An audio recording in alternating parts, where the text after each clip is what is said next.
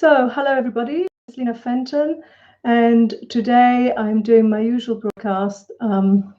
I've decided today to talk a little bit about domestic abuse because it seems to be very prevalent at the moment with the COVID situation and everybody being in lockdown. Therefore, we're enforced to stay at home together, whether we like it or not. Before I do that, however, just let me tell a little bit more about myself. I am a therapist. I've been a therapist since the early 90s. I have worked extensively with adults who've been abused as children, and that was the bulk of my work in the first 10 years of my career. I then diversified. I trained as a life coach. I trained in NLP, which stands for Neuro-Linguistic Programming. And if you're on listening and you want to know more about that, do please ask me. I then also worked in prisons. I've worked in a women's prison with drug users. I also worked in a women's charity with women who had been abused domestically, who had been enslaved as sex slaves, who had been trafficked, who had been tortured, and so on. After that, I decided to specialize further, and I thought that the thing I really would like to do is to work with couple relationships, because it seems to me that that's the nucleus of our society. Each couple is the beginnings of the seeds of a family, if you like, and in that family we grow the members of our society. And by helping couples to function better in their relationships, then overall there can be an improvement, one person at a time, I guess. And that's all that any of us can do, is one action at a time. So I qualified as a couples counselor, and then I specialized in sexual intimacy behavior in couples, and gained my MSc rather. So that was a few years ago now, and I now specialize in working with couples and individuals who have intimacy problems. But within all of that, of course, there is a great deal of there are a great many issues that come about in relationships, and even relatively good relationships can have difficulties of one sort or another. And I think, as I said earlier, once we are enforced into a situation not of our own making, all our usual coping strategies are kind of stripped away, and we find ourselves often with the rawness of our emotions, with we're confronted with our difficulties that somehow we mitigate by doing things like doing sport, perhaps, or doing all kinds of activities, possibly outside of the home, with other people. And so we're not necessarily used to spending hours and hours, days after day, week after week, in the same space with the same person or the same people. And so, of course, inevitably, this brings about a great many issues and many problems. And domestic abuse, and I use abuse rather than violence, because I think that there are many varieties of being abusive and violent. And I'm also of the opinion that it's not just men who abuse women. I have known of men who have been abused by women, both violently, but more often mentally and emotionally. It's really very difficult, because it's very easy, in my belief, it's very easy to make it all about the abuser. They're the bad person, they're the one who's doing the bad things, and the victim is just the victim. And I think that's actually, I don't know, it's difficult for me, because you see, the way that I work is I look at the relationship rather than the individuals within the relationship. And I look at the way in which the relationship evolves and is managed, or is created by the dynamics and what each individual brings to that relationship. And that's whether it's a monogamous relationship or whether it's an open relationship. Each person brings something of themselves to the relationship and contributes in some way to the events and what evolves. Now, I don't mean for you to misunderstand that and in any way blame the victim. I want to be clear about that. However, I also want to be clear that each human being has the capacity for choice and decision making. And one of the things that I think is undermined in an abusive situation is that person's capacity for choice and decision making, because I think that abuse, often the most profoundly damaging abuse in many ways, is the mental abuse, the abuse that gradually, slowly, over time, gets a person to believe that they are to blame for what's happening to them. And it's a very common response, actually, in victims. It's a very common response when anything bad happens to you, adult or child for that matter, to think, what did I do wrong? Why is this happening to me? How did I get here? Why did I let him do that? Or why did I let her do that? And I've seen, as I'm sure some of you have, documentaries and individuals who have been severely abused, physically abused by their partners, whom they loved profoundly and whom they, it's often the case for a victim that they hold on to an ideal of what their abusive partner, is doing to them.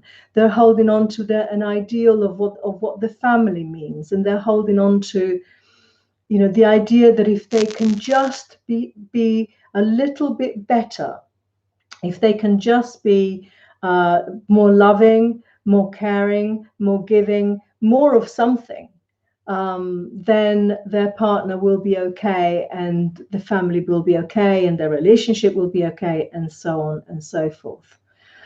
And unfortunately, that contributes to the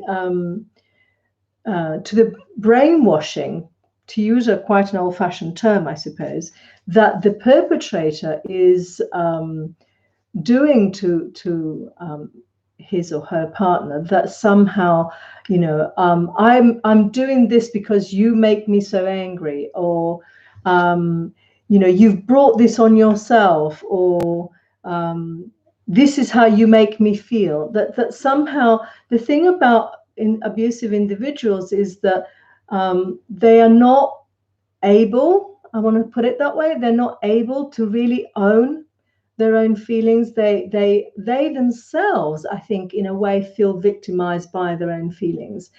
And rather than face that in themselves, I think what happens is they project it onto their partner, and it becomes all about them. It's so much easier if it's the other person's fault. I'm only like this because you did X, Y, and Z. And I think that's the trap that an abusive couple, that's the toxic nature of the abusive relationship, that one person takes all the responsibility and the other person takes none of the responsibility. That's one aspect of what happens, I think, in an abusive relationship. And it's a very dangerous one, because I think also it kind of locks people into a way of thinking and a way of being that makes them both unhappy. Because, to be fair, if you think about it, a person who's happy and at ease with themselves doesn't need to get violent or abusive.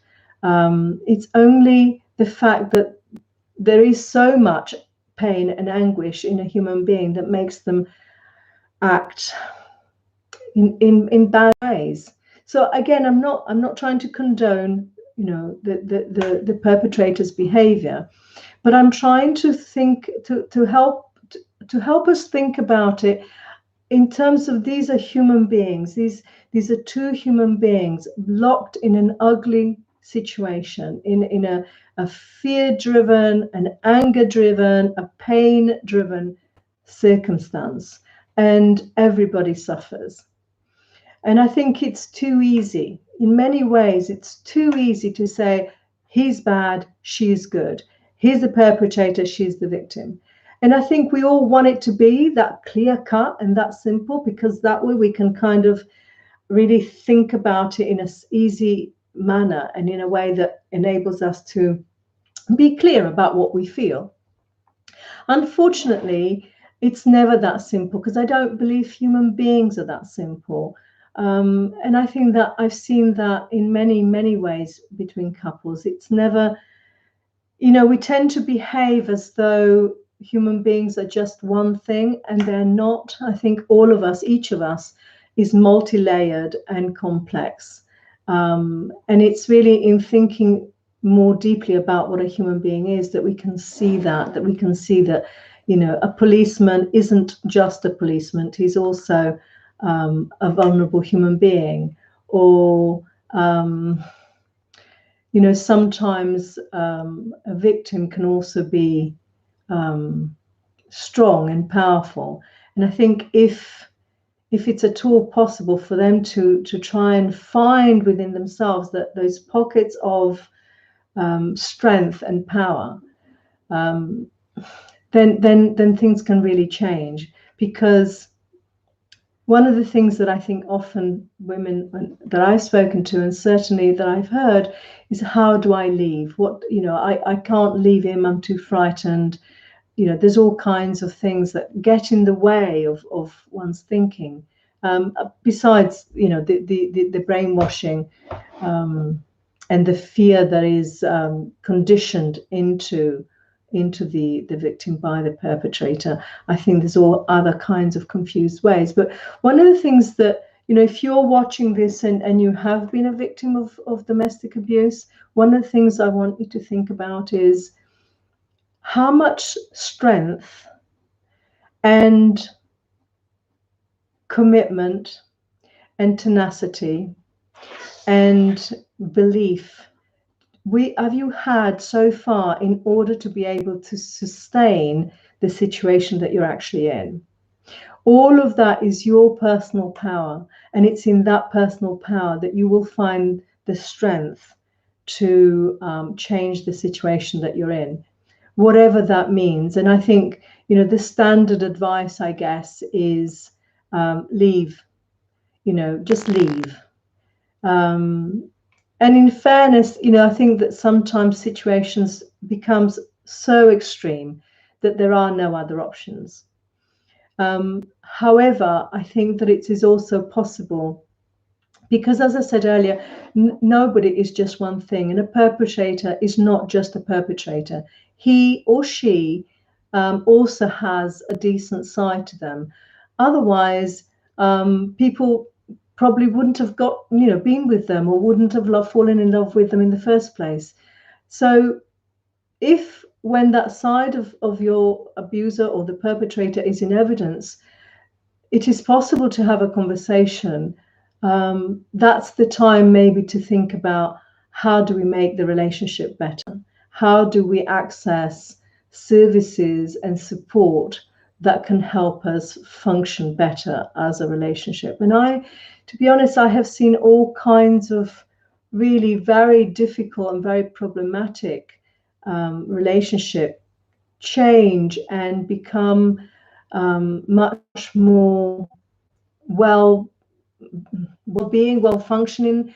And I honestly believe that with therapy and with support and with a good network of people around you, it is possible, so long as the physical violence hasn't gotten so extreme that your life is in danger. And of course, at which point get out is the only option. But if you're not in danger for your life, there may still be the possibility of fixing things. But both of you need to make a commitment to that. And you need to open your relationship up in such a way that you can get support from friends and family, and services like relationship counseling The children may need some therapy too if they've witnessed violence of one sort or another, because it's traumatic for them as it is for the individuals involved. These are deep emotional scars that can be created by these violent, well, emotionally and physically violent occurrences. So, again, yes, get out is a good option if things are too far gone. But if they're not, if perhaps there's been only a few incidences of actual violence and there is some reasonableness in the relationship, then there is also a really strong possibility for real repair. And learning things like conflict management, doing some anger management training. There's lots of good services out there for that too. And learning how to be assertive without being aggressive is, I think, a really invaluable skill for both victim and perpetrator, actually, because I think for both individuals, those things are probably not well developed in them. I think that if you've been a victim for a long time, you learn not to be assertive, and you learn to be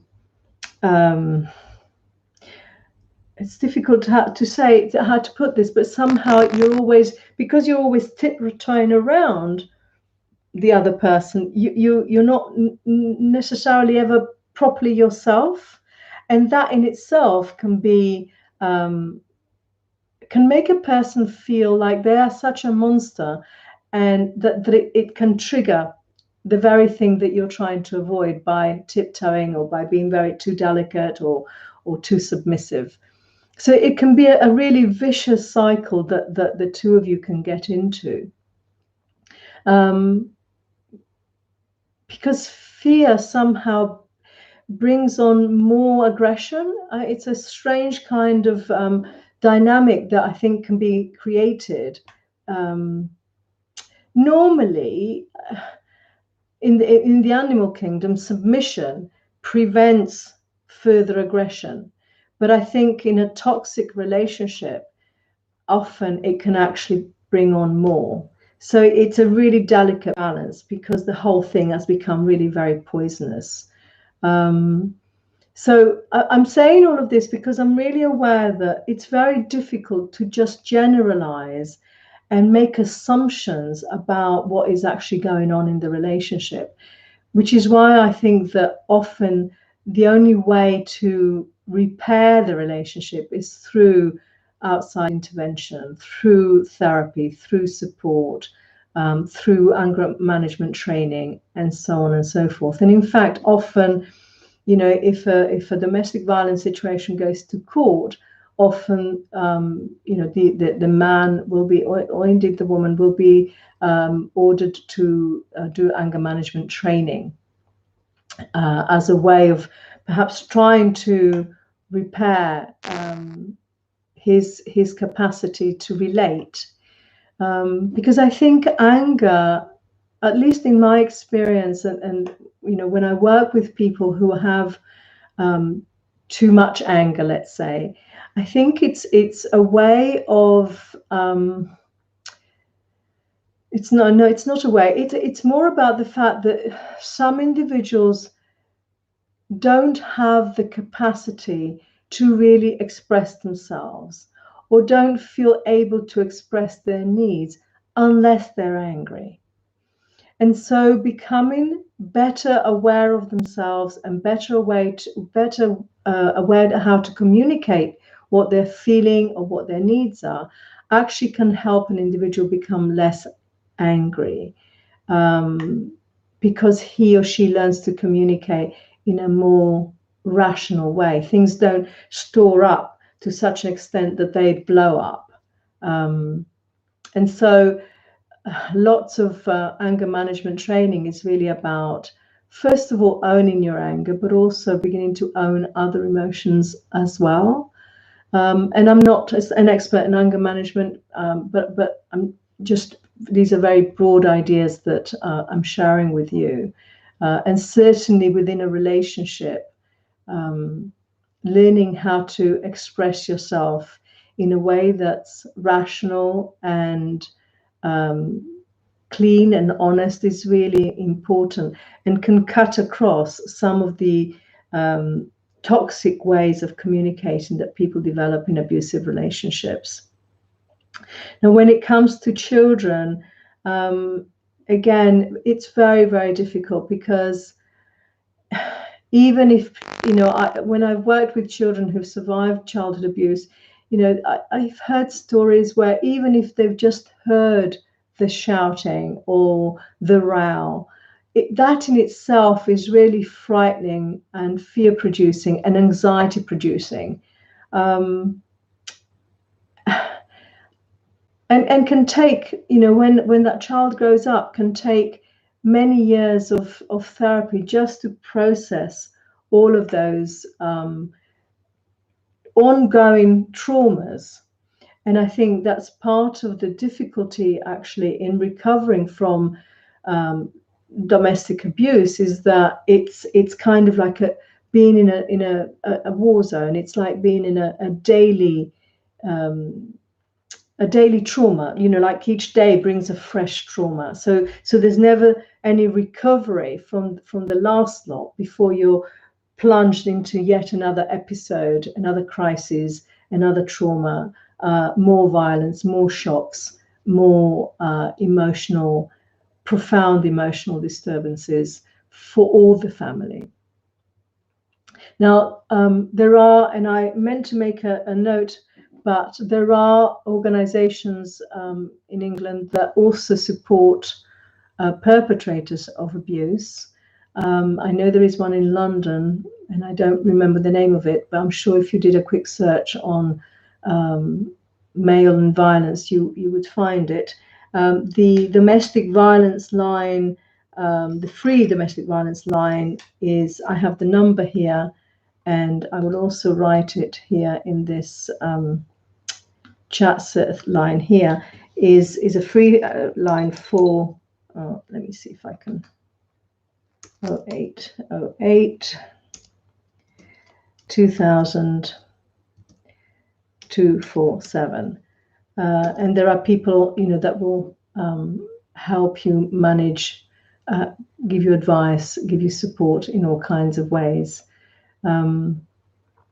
Whether this involves legal proceedings, whether you need to leave, they have that kind of information at their fingertips.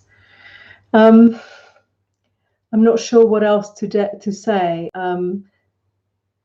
I think I'm just going to reiterate, if things aren't too severe, repair is possible, but you probably wouldn't be able to do that by yourself. If you're looking to repair your relationship, you both need to be committed to that, and you need to get help from outside, whether it's through counselling, through family support, through social services, whatever you need. If things are too severe, of course, both of you need to be able to leave the situation. I will say one more thing actually about all of this that perhaps isn't often talked about, and I think it's a shame. I think that both the perpetrator and the victim are suffering a great deal of shame, and often it's unacknowledged, both in themselves but certainly to other people. I've known women who have said to me, I put up with it for years because I didn't want my family to know. I was too ashamed that I got into such a situation. And this is absolutely normal. We all feel shame for one thing or another, but please don't let the shame stop you from getting help and support. I think you'll find that people will be sympathetic, and if you're genuinely repentant and wanting, if you're the perpetrator and really genuinely want to make some form of recovery in yourself, then I think you will also find support. But I think that if the abuse has gone too far, or has gone far enough, let's say, then you will need to leave the relationship first, fix up what you need to fix, and then maybe look to start a relationship again, possibly with somebody else. I would recommend, rather than the same person, because the problem is that what often happens is, if you return to the same relationship, it's easy for those old dynamics to reestablish themselves. Unless perhaps you're doing the work together and you learn to relate differently to each other. Also, the other thing I would say is that if there are drugs or alcohol involved, that will exacerbate the situation or make things much worse. So you need to think about any kind of addiction you might have, and address that addiction before you can feel able to take on and be healthy in a relationship and have a healthy relationship. So really think about how you can address the issues in your life right now. I'm aware that in the lockdown, it may feel like it's impossible to get help, to get outside, but there is help externally from your home. There's lots. In fact, as far as I'm aware, most counselors at the moment are working on some kind of live video stream feed, like platforms like Skype or Zoom and so on. So there's support there, and social services, of course, are still operating emergency services. So of course, don't think that just because we're in the lockdown you can't, or it's not possible for you to get help. Yes, it is. If it's any way that you can agree to getting help for the both of you, then that's the most ideal outcome.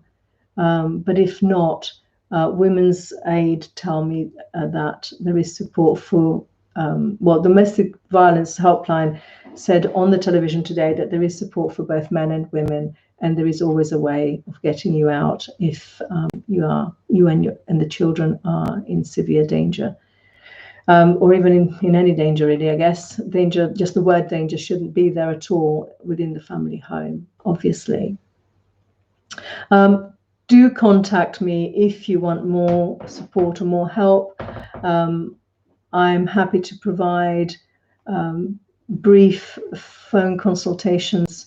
My number I will put on here as well is 07721 633521. And my website is www.linafenton.com. You can see there everything about my services and about the kind of support that I'm able to give. I hope this has been helpful. I've tried to provide a balanced viewpoint, considering all the parties really within the domestic abuse situation. Thank you for listening.